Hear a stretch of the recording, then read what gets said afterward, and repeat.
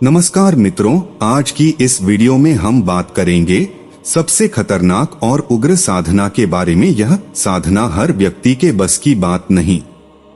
त्रिभैरवी रक्तधार साधना कोई साधारण साधन नहीं है, उग्र और भयानक साधना है।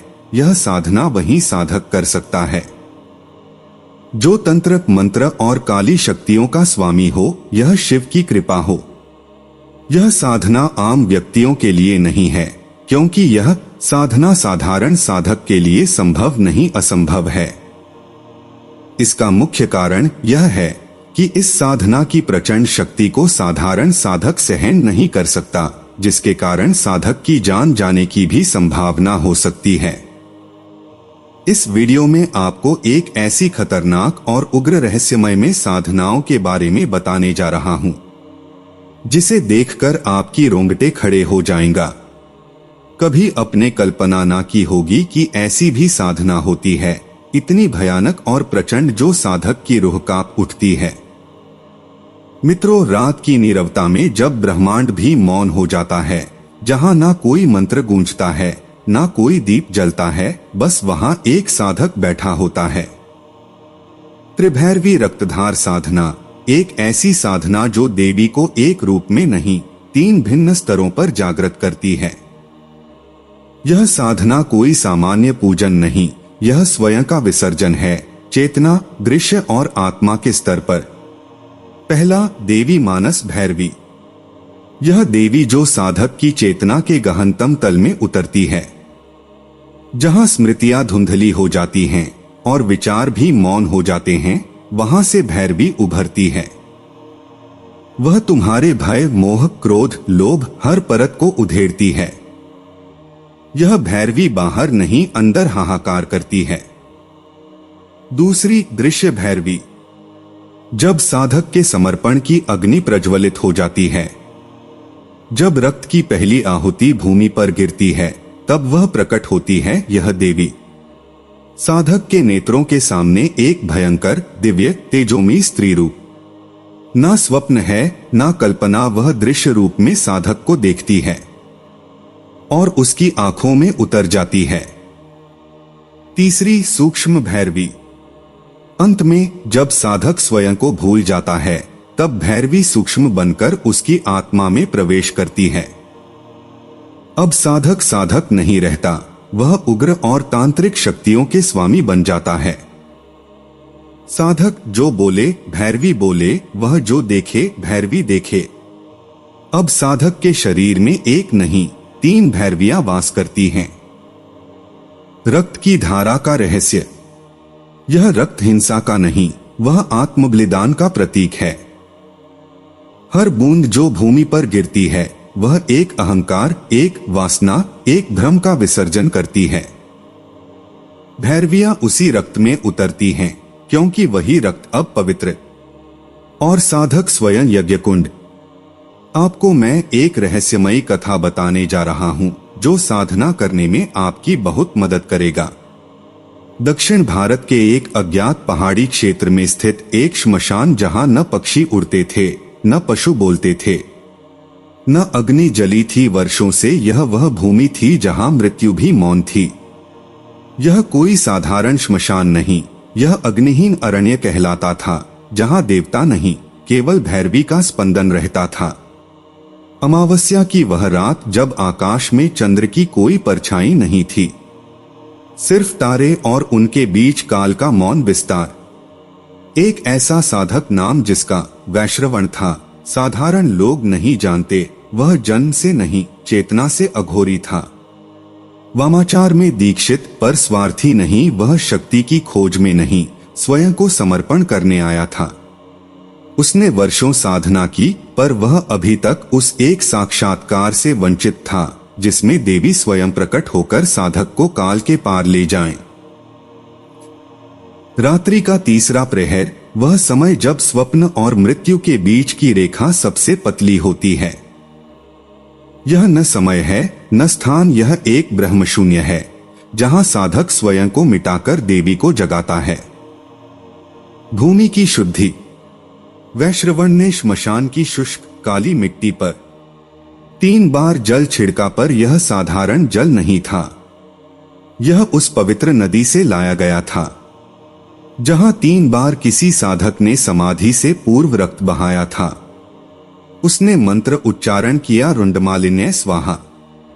जैसे ही मंत्र की अंतिम ध्वनि वायुमंडल में खुली, भूमि में एक कंपन हुआ, जैसे कोई पुराना जागरण फिर से करवट ले रहा हो।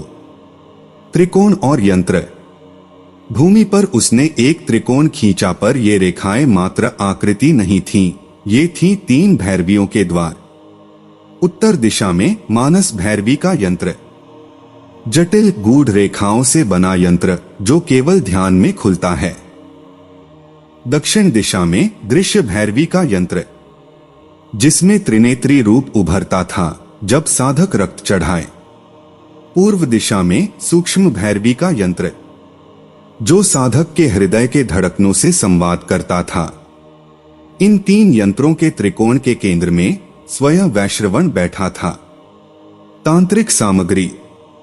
उसके पास 3 वस्तुएं थीं, पर ये साधारण नहीं, हर वस्तु एक मंत्रवत रहस्य समेटे थी। पहला लाल कुमकुम, जो देवी की जिह्वा का प्रतीक था। हर बिंदु जो भूमि पर गिरता एक शक्ति को आमंत्रित करता। 2 चमेली इत्र, जो स्थूल से सूक्ष्म में प्रवेश का माध्यम था। उसकी गंध से वातावरण भैरवी की उपस्थिति में थरथराने लगता। 3 तांत्रिक घंटा, जिसके हर नाद पर साधक का चेतन सीमाओं को पार करने लगता। रक्तधार की तैयारी। उसने एक ताम्रपात्र लिया और अपने अंगूठे से रक्त की पहली बूंद उसमें टपकाई। यह रक्त कोई चोट का नहीं, बल्कि एक गहरी प्रतिज्ञा का परिणाम था।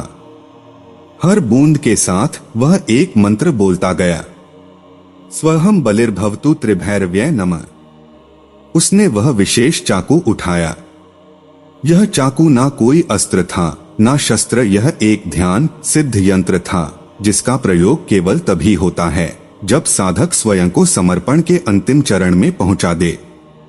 उसने उस चाकू से न किसी और को, बल्कि अपने अहम को आहूत किया। ना कोई चीख, ना भय, बस मौन रक्तधार जो त्रिकोण के केंद्र में गिर रही थी, त्रिभैरवी के जागरण की पुकार बनकर। साधना आरंभ। अंधकार में डूबे श्मशान के केंद्र में एक तांत्रिक त्रिकोण रक्त से रेखांकित है। वायु स्थिर, वृक्ष मौन और आकाश जैसे स्वयं देवी की प्रतीक्षा में ठहर गया हो। मंत्र जप की ध्वनि, ओम ऐं ह्रीं क्लीं त्रिभैरव्य रक्तमालिन्य नमः। यह कोई उच्चारण नहीं था, यह था एक नादब्रह्म का कंपन जो भूमि से आकाश तक और हृदय से आत्मा तक फैलने लगा।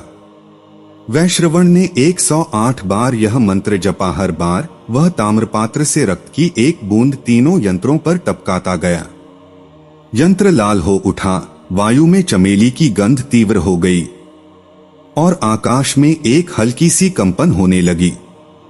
यह अब साधना नहीं, एक ब्रह्म मंत्रात्मक आह्वान था। इस साधना के दर्शन की 3 अवस्थाएं। 1. मानसिक भैरवी का आगमन। मंत्र के 33वें जाप के बाद उसकी चेतना में एक स्त्री की गूंजती हुई आवाज आती है, मुझे बुलाया क्यों? यह कोई साधारण प्रश्न नहीं, यह उसकी आत्मा के भीतर छुपी हर ग्रंथि को झकझोरने लगा। वैश्रवण ने आंखें बंद रखीं, पर उस आवाज ने उसकी बीती हर गलती, हर छल, मोह, भय, क्रोध सब उसकी आंखों के सामने खींच दिए। क्षण भर में उसकी चेतना शून्य हो गई। उसका अहंकार अब अस्तित्वहीन था और यही थी मानसिक भैरवी की दीक्षा। 2. दृश्य भैरवी का प्रकट होना। जैसे ही उसने आंखें खोली, तीनों यंत्रों से रक्त की धाराएं स्वतः बहने लगीं।